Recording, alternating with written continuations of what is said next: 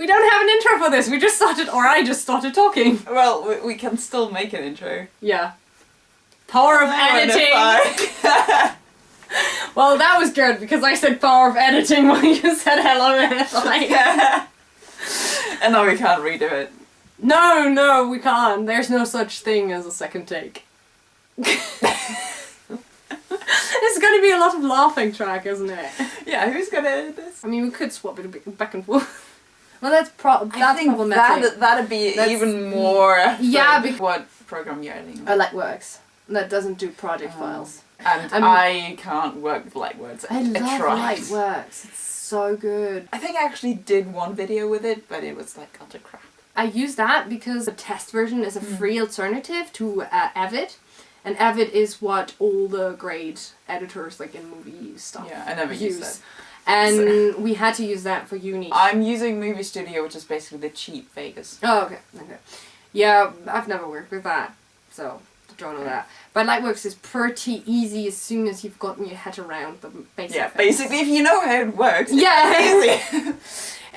It's very nice because you have so many possibilities with it, even though it's the limited version. I would never be able to do beta. Like, not even for I kind of like it. I think up until the point where I first did Vita, I did about a video a month-ish, give or take. And then I did Vita for the first time, and then I just kind of stopped doing videos. It's the same with NaNoWriMo. I did 3 NaNoWriMos, and then I got carpal tunnel because of NaNoWriMo, and also writing term papers and also working at a computer job. So I got carpal tunnel real bad, and I was also knitting at the time, so...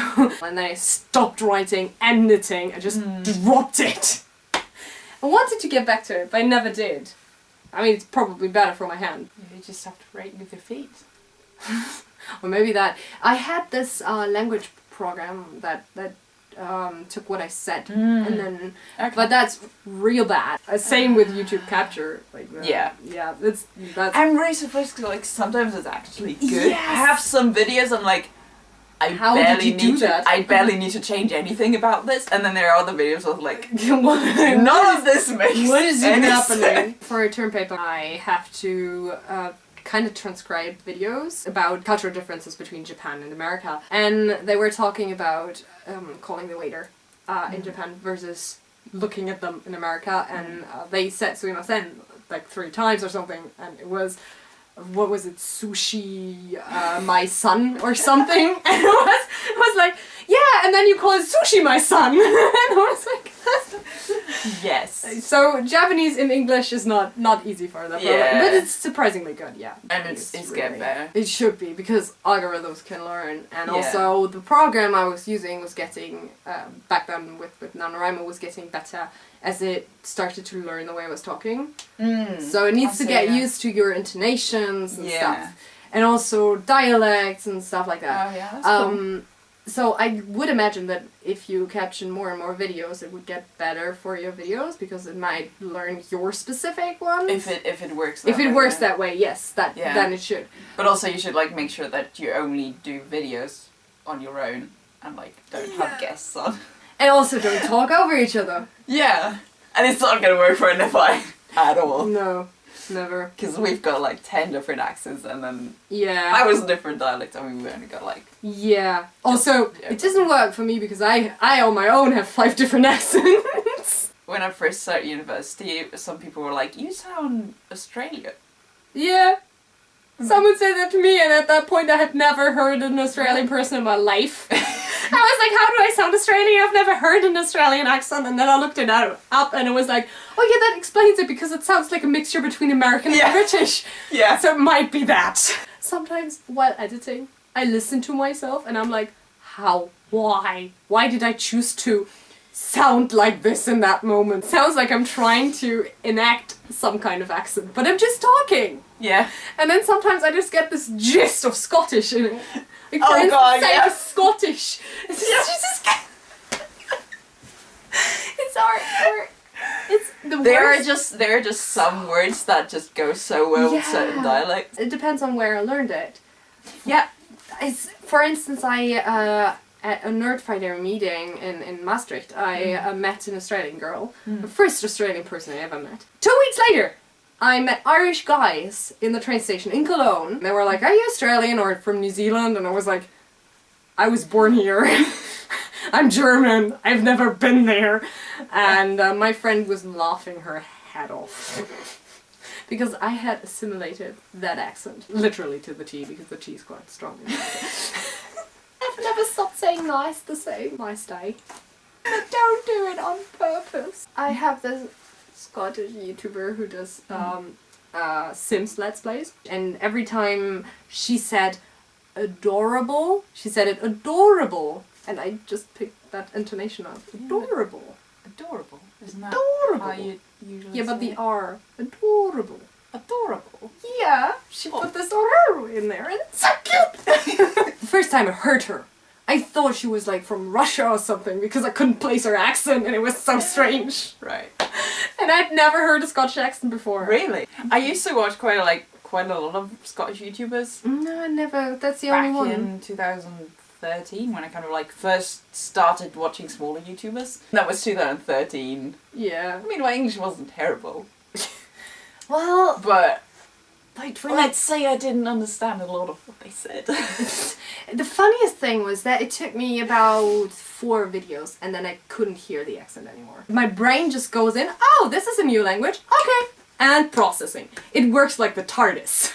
Seriously, it just translates. I put that down to the fact that I'm not a native speaker.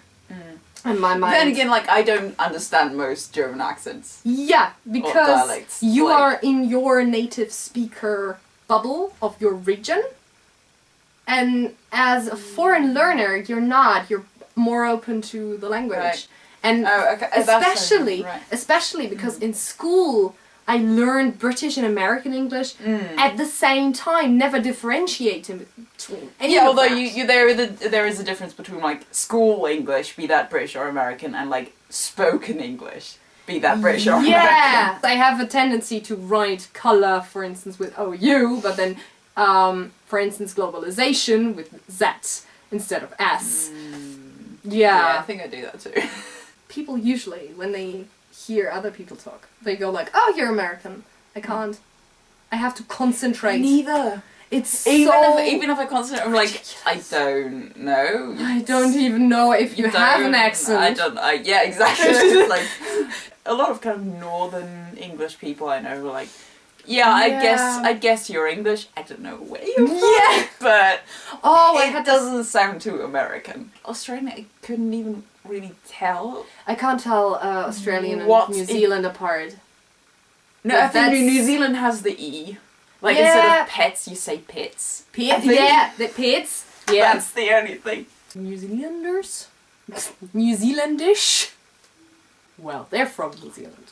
I mostly switch accents when I talk about the word. So when I say British, I go for a British accent, or sometimes even Cockney, like saying British. And then when I say American, Cockney? yeah, it's the dropping the T. Yeah, it is Cockney, but it's also a thing in other Yeah, but it's dialects. in my head. It That was goes the straight fun there. thing about like It's also my Americans do that as well, dropping the T's. Did you know that? sometimes, yeah. But Yeah, it's more the like TD thing. Yeah, it's more in like British. button. British. Like the Yeah, but they And probably also would- say like instead of button, say or button. That would sound weird. button. They say button. button. They just drop the T's there. It's apparently a thing in America, and they don't even know Well, what that's they're doing. kind of a new thing, though, isn't it? I don't know. guess. I have Donna Newman from Wanted Adventure Living Abroad made a video on that because people commented on her videos saying, "You're dropping your T's. Why are you dropping your T's?" And she was like, "I'm not dropping my T's. I'm American. We don't drop our T's." Then maybe it's just like something that And she does. No, because she went home okay. and asked her mum, and her mum was like, "I don't drop my T's. Why would I? I'm American." And then after that conversation, Donna like looked for it, and her mum is dropping her T's as well, and her dad is dropping her T's, and Karen Kevitt is dropping her T's, and Katie Tastic is dropping her T's, Okay. and they're not from the same region Okay. because and I've started looking for it, and so many Americans are dropping their T's, and words like button and center or something like that. It's not even regional dialect. That's interesting. Look for it. you're gonna be surprised how many people you're gonna find that drop their teeth. That's cool. It's weird. The glottal stop is spraying. Yeah, and because her mom also does that, her parents do that, so that's why I'm thinking maybe it's not a new thing. Maybe they're just not aware of it. Yeah, but I mean, a linguist must have studied it. Yes. I mean, I don't know. She wasn't able to find anything. She's like looked up studies and stuff, and So, she wasn't yeah. able to find anything on it. interesting. If I were still studying it, I probably would write my master's thesis on that. Oh. It's not. It's freaking interesting. I mean, I did read something about like languages becoming rhotic, or like rhoticity of language changing. That is apparently something that changes really quick, like with one generation or something. That's fascinating as well. And my dad, actually, when he was in America in the 80s, he talked to a guy in a bar, and he was like, I'm from Germany, and the guy was like, Georgia! And my dad was like, no, Germany, you know, the country in the middle of Europe. And the guy was like, you never heard of that. I mean, fair enough, I don't really know geography either, so I shouldn't judge. Yeah, I mean, I don't have that problem with like Germany and its geography because I know the 16 states. It's just 16. It's just 16. I mean, you've at least heard of every single one at some time. Yeah, but like, I mean, I had to learn them in primary school. Yeah, so you've at least heard of it. I couldn't name them. So if someone... I couldn't tell you where is which one. If someone says like Uruguay, you're gonna know that that's not... I'm not sure if that's not what Uruguay is called in English, isn't it? Is it Uruguay? Uruguay? I don't know. I guess. But if someone says that, and you're gonna know that it's not in your country. South America? Yes. I have these kind of issues, you know. I know 2 countries. And I have, for instance, Ghana and Guinea. And then I have to think about both. And then go like, okay, Guinea is in Italy. And Ghana is in Africa. And I have the same with Uganda and Uruguay. So I go like Uganda and Uruguay. And then I have to go like, okay, which one of these is in Africa and which is in South America? I always put that like with 2. So many things. So many things I do that with. Uganda is in Africa. I know that because for some reason I know the face of the guy who's president. Okay. Or who was president or something, and that helps me somehow. My brain is weird. I don't know the faces of my colleagues. So. I just have complete name deafness. Oh yeah, no. Names are not my thing. Yeah, I'm just not good with people. The worst is connecting Facebook to real people. Like, the connection takes so long. I have met people at like Nerd Friday gatherings where I introduced myself, and we had been talking for like half a year on Facebook. And I didn't know that was that person. I'm a lot better with like people I know or like talk to online a lot. Yeah, and you see the name all the time. And, yeah. If you meet someone in real life, they say their name like, once. if at all, once.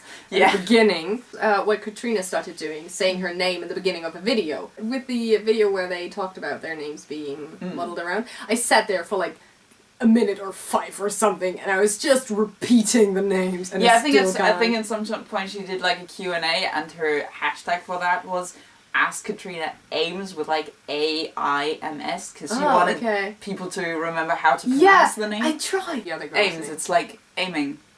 Yeah. It's Katrina Ames. Yeah, I can say Katrina. Katrina's not a problem. That's not even a problem, saying Katrina. I don't know why she thought that would be a problem. Probably because of the hurricane? Yeah, apparently it's not that much of a common name in the US. Oh, okay, yeah, I don't have... But it seems to be in Germany. I've never... Come to Germany, we know your name. I'm pretty sure I know some Katrina. I know I know Katarina. Yeah, and Katrina is just like one letter in between, so it's like no problem for me. It's like someone messed up the name Catherine. I have no problem with first names, I just have an issue with last names. I'm actually kind of the other way around.